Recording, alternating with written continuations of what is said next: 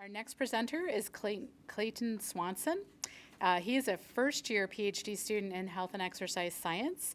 He knew he wanted to study how the brain controls our ability to walk, turn, and balance appropriately when he worked for in a physical therapy department, and the rehabilitation approach was very similar for all patients regardless of diagnosis. At that time, he felt like rehabilitation could be better designed to meet the needs of patients and their diagnosis. So the title of his talk today is Turning on Your Brain, Age Matters.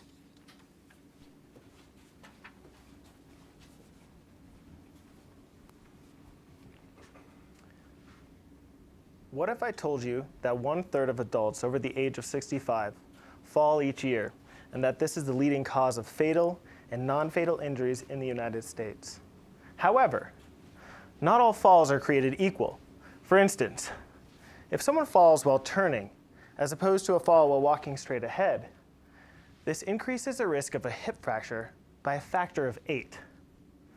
And this is important because we know hip fractures increase the risk of mortality. Surprisingly, turning makes up 30 to 50% of all the steps we take on a daily basis.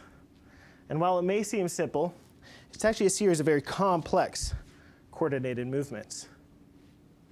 Fortunately, from prior research, we know a fair bit about how the brain controls our upper extremities to complete complex movements, such as buttoning our shirts, tying our shoes, typing on the computer. To do these tasks, it takes the effective use of an inhibitory chemical in the brain called gamma-aminobutyric acid, or for today, I'm just going to refer to it as GABA.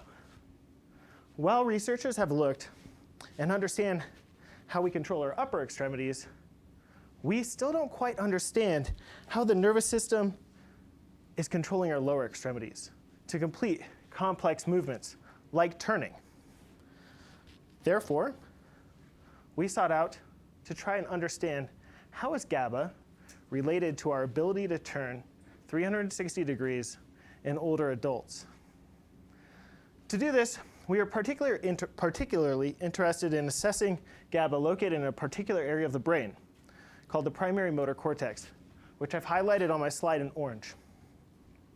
This area of the brain is incredibly important for its ability to send the appropriate signals down our spinal cord to specific muscles. In our case, we were interested in looking at the shin muscles because they allow us to raise our toes and feet so we don't trip while walking. What our research has found for the first time is that GABA is related to our ability to turn. And furthermore, specific characteristics of turning, like turning speed and turning duration. What we see in assessing our older adults is that our older adults who maintain and have more GABA perform better at turning than those that don't have as much. From our research, I can confidently say we are closer to understanding how the brain is controlling our ability to move our lower extremities in complex manners, getting us, from here where we are falling to helping people maintain their quality of life. Thank you.